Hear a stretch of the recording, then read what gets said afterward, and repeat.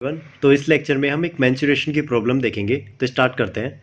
तो A B C is a equilateral triangle and P Q R S is a square inscribed in the triangle in such a way that P and Q lie on AB, R and S lie on BC and AC respectively.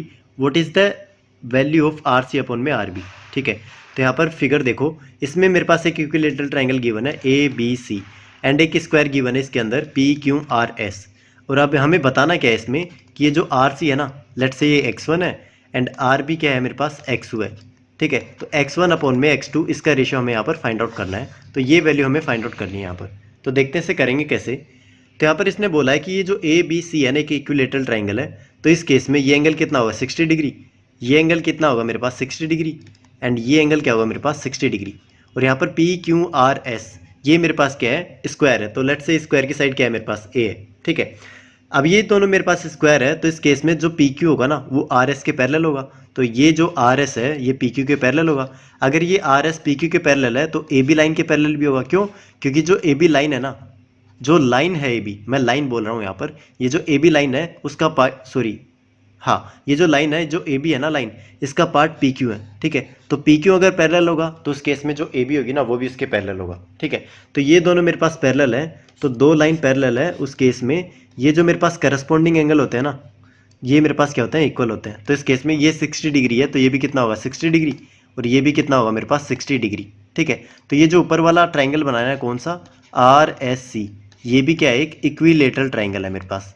ठीक है, तो equilateral triangle है, तो इस case में देखो ये मेरे पास आर एस की वैल्यू ए है, तो इस केस में सी एस की वैल्यू भी कितनी होगी ए, और जो आर सी एन है उसकी वैल्यू भी कितनी होगी ए। तो इस केस में जो मेरा x1 आ गया ना वो कितना आ गया ए आ गया। ठीक है, तो एक चीज़ तो मेरे पास आ गई x1। अब यहाँ से x2 की वैल्यू देखो कैसे फाइंड आउट करेंगे। अब ये जो मेरे पास पी क्यू आर एस है ये एक स्क्वायर है, तो इस केस में ये जो वैल्यू है ना आर क्यू की वैल्यू, ये भी क्या होगी ए।